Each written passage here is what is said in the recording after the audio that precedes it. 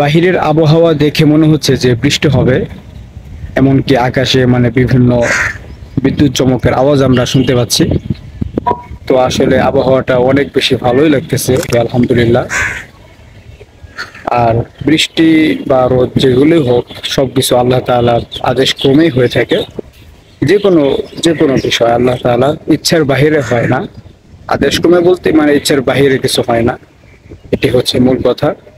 কারণ আল্লাহ তাআলা হচ্ছেন সকল কিছুর উপর ক্ষমতাধর।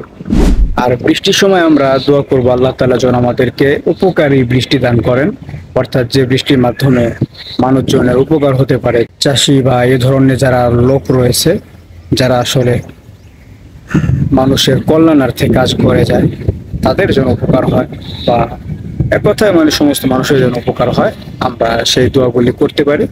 আর আরেকটি বিষয় কি, অন্যের জন্য দোয়া করলে কিন্তু নিজের কোনো ক্ষতি নেই। আল্লাহ তাআলা দেখা যাবে যে সেই ভালো বিষয়টা আপনি অন্যের জন্য যে একটি ভালো বিষয় দোয়া করতেছেন, তো এই বিষয়টা আল্লাহ তাআলা আপনাকে আগে দান করবে। এর মানে এই নয় যে শুধুমাত্র সেই ভোগ করবে, দোয়া কবুল হবে বা আপনি পাবেন না, এরকমটা না। তাআলা আল্লাহ তাআলা হচ্ছেন সীমাহীন দয়াশীল। সুতরাং আল্লাহ তাআলা বান্দাকে যদি একজনকে যে দোয়া প্রার্থনা করতেছে তাকে যদি আগে দেন, আল্লাহ তাআলা যে কমে যাবে তা কিন্তু নয়। ঠিক আছে, আল্লাহ তাআলা অসংখ্য দয়াবান, সীমাহীন, যার সীমা হয় না, সীমাহীন এক কথায়। তো আশা করি সকলে বিষয়টি বুঝতে পেরেছেন। ধন্যবাদ সকলকে। আল্লাহ তাআলা আমাদেরকে সঠিক বুঝ দান করুন।